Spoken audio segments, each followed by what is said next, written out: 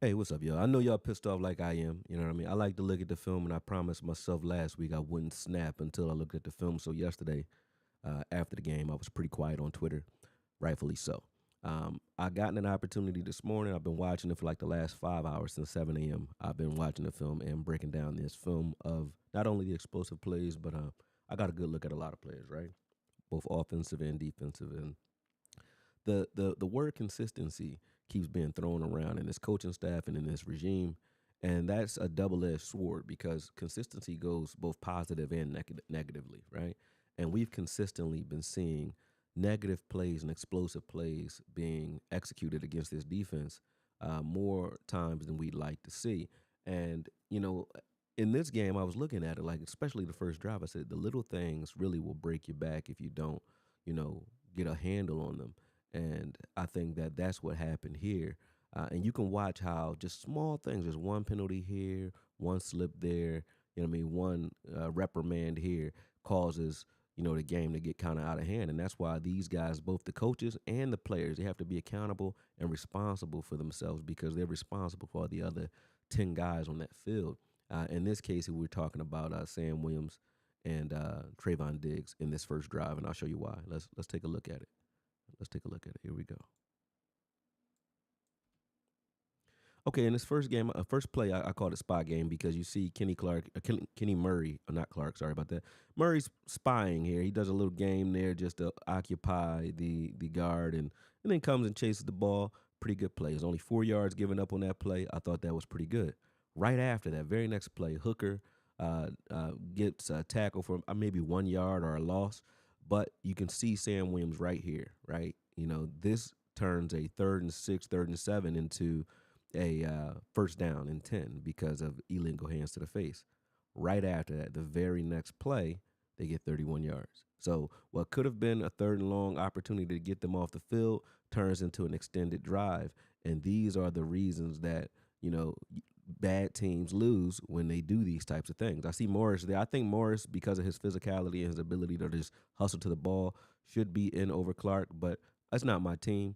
But Morris did a good job rerouting there. I think that Sanborn should have turned and found a man in his zone on this one. Reason being, there's only a 3-man route. So if you're watching run, it's not run now, right? Now find somebody if you're Sanborn. There's no one else in your zone but this guy, and he's on the ground because Morris put him there. So all you have to do is turn and chase a little earlier, recognize that a little earlier, and even if it's completed, you need to make that a little tougher of a throw than it was, right? Here again, they try Murray again, right? Murray on a screen pass. There's no one behind him. He has to beat this guy. He beats 73, makes this tackle. Another 4 yard play. Nothing major there, right? Boom. Sam Williams is now out because Ezraku's in. So that's why I want you guys to pay attention to how penalties change things, change even the personnel. Here, Diggs is in man. We finally get man. Diggs uses poor technique. He uses his outside hand to jam with no help, knowing he has no help, and slips. When he slips here, I'm pretty sure Eberfluss took him out of the game to reprimand him because after this drive, the very next play, or the very next drive, first play of the very next drive, he's not in, right? But Diggs, if this was a one-time thing, I don't think anyone would care. It's the fact that he's been doing this for the last 2 weeks, right? I didn't go back to the Eagles game to see how much he did it there, but I know he was doing a lot of baiting and gambling with Russell Wilson and losing those reps. You can't gamble with no help and lose those reps. You just can't do that. Now, if you're gonna gamble and you win, that's one of those no, no, no, yes, yes, yes types of plays where your coach says, "Hey, I know we could have done more here, but hey, I'm not gonna be mad at you because you actually executed." And that's the type of player Diggs likes to be, and that's who he's been. But more often than not now, I don't know if it's because of Al Harris not being here or what, but Diggs has not looked like himself, and he's doing a lot of rookie mistakes, or making a lot of rookie mistakes. These are things that get young players sat down, and Diggs is a vet. So you have to show up in these big moments. If you're going to challenge a receiver like Neighbors, you're going to challenge these receivers like Adunze, and you're going to get in their face and try to make a play, and you have no help, you have to make those plays. Otherwise, you have to play within the system because I do give Eberflus hell, but this is not stuff that Eberflus is calling. These are mistakes that Diggs is making himself. He's pointing at himself too, but we know it's your fault. We don't need you to tell us. We just need you to not make those mistakes. This is the very next play on the very next drive. We have a flea flicker because, Ben Johnson was looking to break the Cowboys back. Pause, right? Now, Elam's in for Diggs. He bites on the run. You don't have to worry about Diggs biting on the run. Doesn't bite on the run too often, right? But Elam bites on the run here, and so does Hooker, and they get run by, right? Again, if you trust your front seven, we need to be able to trust Diggs, but those guys on the back end need to be able to trust that front seven. The front seven is doing a great job at stopping the run without guys loading the box. And the run isn't where we're bleeding, it's the big plays. So even if your system calls for you to kind of get down there and help with the run was going nowhere. Mozzie did a good job here. Shout out to Mozzie for being back. But he did a good job here of kind of breaking up whatever that run was going to be, and even almost messed up that flea flicker. But they got the ball. Swift got the ball back to Williams, and Williams made a hell of a throw. But when you give up explosive plays like this, I don't care if you get gashed a little bit in the run. If you guys are up front, you have to make sure you stay back. You play high to low, not low to high. But they high low Kenny Murray here. Elam again, he's in. He was in anyway. Diggs is on the field too, but Elam doesn't communicate and doesn't pass his guy off, who's on that dig route across the middle of the field. And Kenneth Murray, as you can see here, he chooses low man, which is fine. But Hooker, who's supposed to be reading this, needs to read high. Hooker and Murray both read low, and then the ball sails over both their heads. These are things that you can't do if you're trying to be a good football team. This here is low football IQ, in my opinion. When you look here, there's only a two-man release to that side. The outside release goes to Diggs, obviously, or Elam, whoever's over there.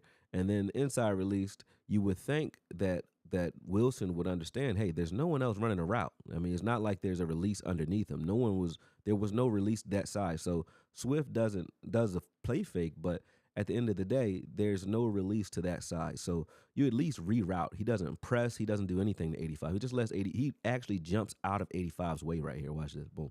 He's going to jump out of his way. Look, boom. I'm getting out of his way and left him wide open. There's no one else there. Here's another one. This is the last one I'm going to show, but this is Hooker here in goal line, right? Boom. Again, there's only a two-man release to your side. You see the other one's flat. That flat guy has two guys over top of him. You turn around and you find the man, or you gain depth. You don't need to chase Caleb Williams. There's enough guys to do that. You gain depth and you guard your man. He doesn't do that, and he gives up a touchdown here. So there's a lot of mistakes being made on the field here, and these are things that you can't do if you want to be a good football team. I'm not trying to single out just anybody because really there's no one person to single out, but I do see concerning things when it comes to our veteran players.